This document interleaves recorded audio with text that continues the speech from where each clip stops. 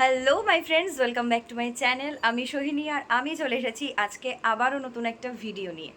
তো এতদিন আমি ক্যামেরার ওপারে মানে ভয়েস ওভার দিয়ে ইন্ট্রো দিতাম, বাট আজকে হঠাৎ করে মনে হলো যে না, ক্যামেরার সামনে ইন্ট্রোটা দিয়ে দেখি যে কেমন হয়। তাহলে চলো আজকে ভিডিওটা শুরু করা যাক। বলে দিই আমরা কোথায় যাচ্ছি। আজকে যাচ্ছি সোদপুরে, কিন্তু সোদপুরে কি করতে যাচ্ছি সেটা দেখার জন্য কিন্তু পুরো ভিডিওটা দেখতে হবে। I look at you and it's easy to see you are the someone I've been trying to meet. তো আজকে হলো 6 সেপ্টেম্বর আর আমরা সবাই মিলে সোদপুরে যাচ্ছি একটা কাজে। আর সেই কাজটা হলো আমরা রিসেন্টলি সোদপুরে ফ্ল্যাট কিনেছি, তাই কিছু ফিনান্সিয়াল ম্যাটার আছে আর কাজটা কতদূর এগোলো সেটাও দেখে আসা যাবে। আর সেই দিনই সোদপুরে শ্রীলেদার্সের নিউ ব্রাঞ্চের ওপেনিং ছিল। তো আমরা ভেবেছিলাম যে ফেরার পথে একবার ঢুকবো, কিন্তু এত ভিড় দেখে আমরা আর ঢোকার সাহস করিনি।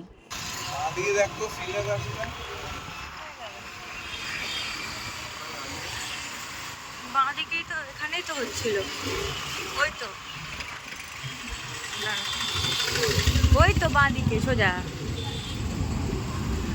এই ব্রাঞ্চটার লোকেশন হলো মধ্যমগ্রাম যাওয়ার পথে সোদপুর ব্রিজের পাশেই। আর এই করতে করতে চলে এসেছি আমাদের যেখানে ফ্ল্যাটের কাজ হচ্ছে সেখানে। আমার লাইফ স্টোরিটা তোমরা কেউই জানো না, কখনো যদি পারি তো তোমাদের সাথে সেইটাও শেয়ার করব। আমি আসলে হাসনাবাদের মেয়ে, উত্তর 24 পরগনা, কিন্তু আমার জন্ম হয়েছে বর্ধমানে। তবে বাবার কাজের সূত্রে আমরা সবাই কলকাতায় চলে এসেছি, হয়ে গেল তাও প্রায় 17-18 বছর। আর এত এক্সাইটমেন্টের একটাই কারণ, কলকাতায় এটা আমাদের প্রথম ফ্ল্যাট। এই ইসে অবধি, এর পরেরটা অবধি সিলিং এর কাজ হয়েছে।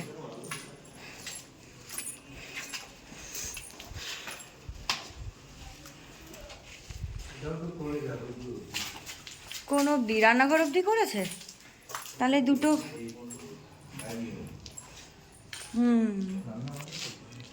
দাদা ওটাই বলছিল যে আলাদা করে করবে। এই ঘরেরটা হয়েছে।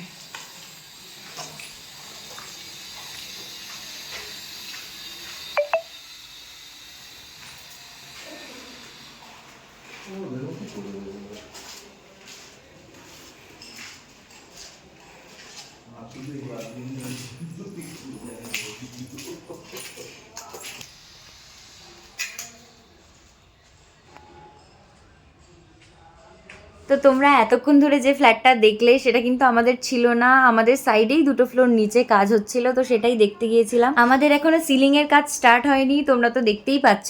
সেটা কমপ্লিট হয়ে যাওয়ার পরে আমি আবার তোমাদের সাথে ভিডিওতে শেয়ার করব। আমরা শ্রীলেদার্সে যেতে পারিনি তো কি হয়েছে, আমাদের কাছে বেলঘড়িয়া তো আছে। তো এরকমই একটা সোয়াগ নিয়ে আমি আর মা বেরিয়ে পড়েছি বেলঘড়িয়ায় জুতো কেনার জন্য। আর যাওয়ার পথে পড়েছিল আমার পুরনো স্মৃতি, আমার স্কুল, তো সেই জন্য মনটা একটু খারাপ হয়ে গিয়েছিল। কিন্তু জুতোর দোকানে গিয়ে আবার মনটা ভালো হয়ে গেল, কারণ শপিং করতে কার না ভালো লাগে। আমি আর মা তো দোকানে গিয়ে 5 জোড়া জুতো একেবারে তুলে নিয়ে চলে এসেছি। বাবা, দাদা আর মায়ের জন্য কেনা হয়েছিল 1 পেয়ার করে, আর আমার জন্য কেনা হয়েছিল 2 পেয়ার্স জুতো। আমি এই জুতোটা নিয়েছি, আর তার সাথে কোনটা নিয়েছি সেটা তোমরা একটু পরে ভিডিওতে দেখতেই পাবে। কিন্তু তার আগে চলো এই দোকানের লোকেশনটা তোমাদের সাথে শেয়ার করে দিই। I speak, so I trip on my tongue. Never thinking you were number one. এই দোকানটা রয়েছে বেলঘড়িয়ার একেবারে বাটার মোড়েই।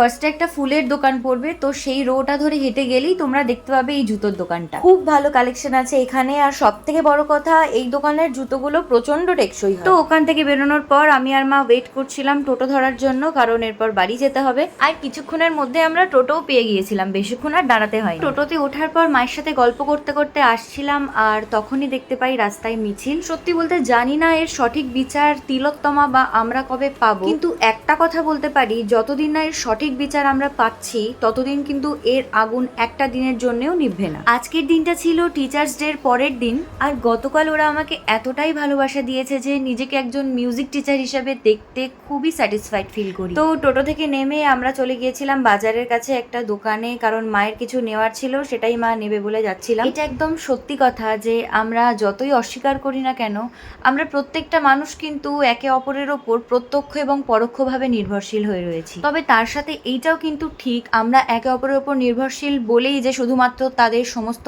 অন্যায়, সমস্ত ভুল জিনিসপত্র আমাদের সহ্য করে নিতে হবে, এটাও কিন্তু কখনো মেনে নেওয়া যায় না। আর তার প্রতিফলনই কিন্তু আমরা এখন রাস্তায় দেখতে পাচ্ছি। তো ওখান থেকে মায়ের যেগুলো কেনার ছিল সেগুলো কিনে নেওয়ার পর আমরা বাড়ি চলে আসি। আর রাস্তায় এত রোদ ছিল, প্রচন্ড গরম, তো বাড়ি আসতে আসতে আমাদের পুরো গলা শুকিয়ে কাঠ হয়ে যাওয়ার মতো অবস্থা। তো যাই হোক, ঘরে চলে এসেছি আর তারপর একটুখানি ফ্রেশ হয়ে নিয়েই জুতোগুলো আবার একবার করে দেখে নিচ্ছিলাম পরে যে সব ঠিকঠাক আছে কিনা।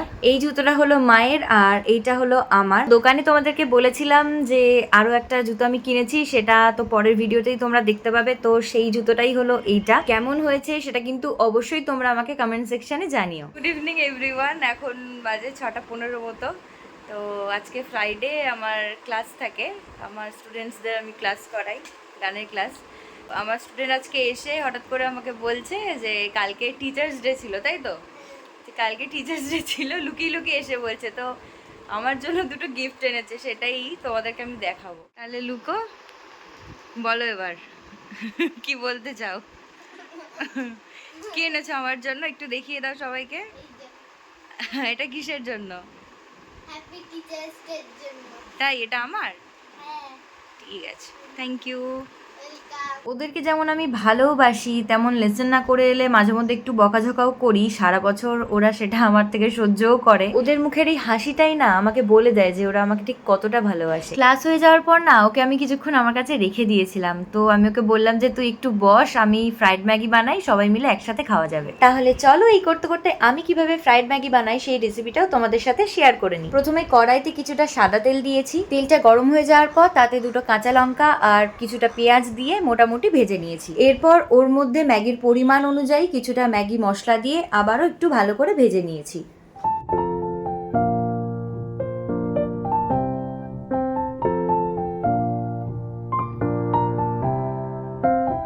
এরপর দুটো ডিম দিয়ে ডিমটাকেও কিন্তু ভালো করে ভেজে নিয়েছি। ডিমটা দেওয়ার আগে কিছুটা ম্যাগি মশলা দিই, আবার ডিমটা ভাজা হয়ে যাওয়ার পরেও কিছুটা ম্যাগি মশলা দিই, যাতে ডিমের মধ্যে ভালো করে মশলাটা মিশে যায়।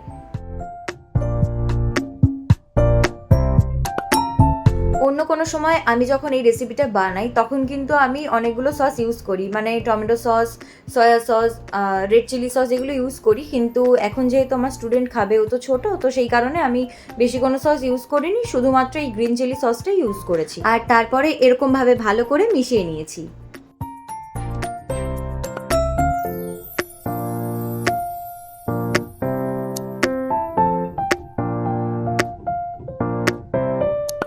সো আজকের মতো ভিডিওটা আমি এখানেই এন্ড করছি। আর এই ভিডিওটা যদি তোমাদের ভালো লেগে থাকে তাহলে কিন্তু অবশ্যই like, comment, share and subscribe করতে একদম ভুলো না। আবার দেখা হচ্ছে নেক্সট কোনো ভিডিওতে। টাটা।